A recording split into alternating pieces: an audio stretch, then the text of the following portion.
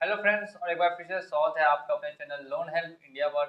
और आज का ये वीडियो आप लोगों के लिए बहुत ही ज़्यादा इम्पोर्टेंट है। ये वीडियो इम्पोर्टेंट इसलिए है क्योंकि हाल फिलहाल में सुप्रीम कोर्ट का एक फैसला आया है जो आप लोगों के लिए जानना काफ़ी ज़्यादा ज़रूरी है। अगर आपने किसी भी एप्लीकेशन से या फिर बैंक से लोन लिया है और उसका रिपेमेंट अभी तक नहीं किया तो ये वीडियो लास्ट तक ज़रूर देखिएगा। आज का ये वीडियो दोनों लोगों के लिए जिन्होंने एनबीएफसी एप्लीकेशन से लोन लिया हो या फिर किसी बैंक से लोन लिया हो या किसी ऑर्गेनाइजेशन से लोन लिया। अब आज का ये वीडियो बहुत इंपॉर्टेंट इसीलिए है क्योंकि सुप्रीम कोर्ट ने एक फैसला दिया है लोन डिफॉल्टर्स के ऊपर। जो भी लोग लोन नहीं भर पाते हैं तो मैंने कहा था कि एनबीएफसी एप्लीकेशन या बैंक वाले उनको डिफॉल्टर घोषित कर देते हैं, फ्रॉड घोषित कर देते हैं कि इसने पैसा नहीं दिया है, आरबीआई को रिपोर्ट कर देते हैं, जिससे उनका सिविल स्कोर भी खराब होता है, साथ ही में उनको फ्यूचर में कहीं से भी लोन नहीं मिलता है। अब इसी टॉपिक में यहाँ पर एक ये वीडियो बनाना काफ़ी ज़्यादा इम्पोर्टेंट इसलिए था क्योंकि ये फैसला आप लोगों के हित में है। और ये क्या है तो देखिए, अगर आप लोग कहीं से भी लोन लेते हैं, भले वो बैंक से लें या फिर एनबीएफसी एप्लीकेशन से लें, तो लोन वापस अगर नहीं कर पाते हैं सही कंडीशन से, अगर आपके पास सच में कोई मनी नहीं है, पैसा नहीं है और आपके पास कोई फाइनेंशियल प्रॉब्लम है, अगर आपके पास इन केस में पैसा है, मनी है, लेकिन इसके बाद भी आप पेमेंट नहीं कर पा रहे हैं, तो इस केस में आपको डिफॉल्टर घोषित कर दिया जाएगा। एनबीएफसी एप्लीकेशन या बैंक आपको फ्रॉड घोषित कर सकती है कि आपने बैंक का पैसा लिया या एनबीएफसी एप्लीकेशन का पैसा लिया लेकिन वापस नहीं किया।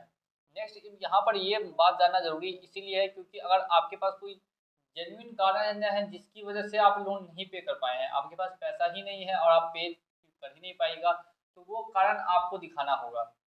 आपको बैंक को या फिर एनबीएफसी को अपना प्रॉब्लम बताना होगा कि आप किस वजह से लोन का पेमेंट नहीं कर पा रहे हैं। और अगर वो कारण सही पाया गया, अगर आपके पास जैसे कोई मेडिकल इमरजेंसी है, आपकी सेहत सही नहीं है, आपकी हेल्थ अभी सही नहीं है, तो आपके पास मेडिकल सर्टिफिकेट होगा।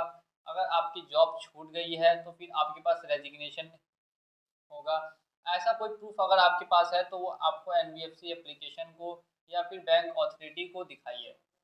ये दिखाने का मेन मकसद यही है कि आप लोगों के साथ दोस्तों जो दुर्व्यवहार पहले किया जाता था, तुरंत में लोग फ्रॉड घोषित कर देते थे, बैंक वाले फ्रॉड घोषित कर देते और डिफॉल्टर बता देते कि ये पैसा लेकर जानबूझ के नहीं दे रहा है।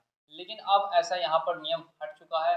आप अपनी प्रॉब्लम पहले साझा कीजिए एनबीएफसी एप्लीकेशन से या फिर बैंक से। उसका अगर कोई सॉल्यूशन नहीं निकलता है इन केस, तो हो सकता है कि आपका जो लोन है उसको माफ़ कर दिया जाए या फिर सेकंड कंडीशन में आपको थोड़ा बहुत टाइम मिले, 1 साल का, 2 साल का, आपकी कंडीशन के ऊपर आपको लोन देने की सहूलियत दी जाए। तो ये बहुत ही अहम फैसला आप लोग को जानना ज़रूरी था कि सुप्रीम कोर्ट ने सीधे-सीधे कहा है कि कोई भी बैंक या कोई भी एनबीएफसी ऐप डायरेक्ट किसी भी आदमी को या डिफ़ॉल्टर को फ्रॉड घोषित नहीं कर सकता। उसको सबसे पहले जानना होगा कि आखिर किस कारण से वह नहीं दे पा रहा है पैसा, जो भी उसका रिपेमेंट का अमाउंट है वो किस कारण से नहीं दे पा रहा है। तो अगर आपके पास सही में कुछ कारण है, जेन्युइन कारण है जिस वजह से आप पैसा नहीं दे पा रहे हैं, तो अब आपको कोई भी फ्रॉड घोषित नहीं कर सकता, डिफॉल्टर घोषित नहीं कर सकता। आपकी प्रॉब्लम की सॉल्यूशन यहाँ पर की जाएगी एनबीएफसी एप्लीकेशन या फिर बैंक के द्वारा। और सॉल्यूशन भी वही करेंगे जिनसे कि आपने लोन लिया है, आपको कुछ करना भी नहीं है। वही लोग उपाय बताएंगे कि आपके साथ क्या क्या प्रॉब्लम बन सकती है, क्या क्या आप उपाय हो सकते हैं। क्योंकि आप लोगों को मालूम होना चाहिए पहले के समय में ऐसा रूल था कि कोई भी बैंक अगर 2 महीना लोन नहीं दिए, आपको तुरंत में डिफॉल्टर घोषित कर दिया, आपका सिविल क्रेडिट खराब हो गया, आपको फ्यूचर में कहीं भी लोन नहीं मिल रहा है। इससे काफ़ी प्रॉब्लम आती थी और इसके खिलाफ काफ़ी केस भी हो चुका है सुप्रीम कोर्ट में, हाई कोर्ट में, सिविल कोर्ट में। अब यहाँ पर ये फैसला सुनाया गया है और आपको मालूम होगा कि सुप्रीम कोर्ट हाईएस्ट अथॉरिटी है इंडिया की, तो जो इसका फैसला होता है वही मान्य होता है। कोई भी एनबीएफसी एप्लीकेशन या बैंक आपकी प्रॉब्लम को सुनने के लिए तैयार नहीं है तो डायरेक्टली आप आरबीआई को कंप्लेन कर सकते हैं। इसके लिए ईमेल आईडी पर आपको मेल करना होगा। मेल आईडी है crpc@rbi.government.in।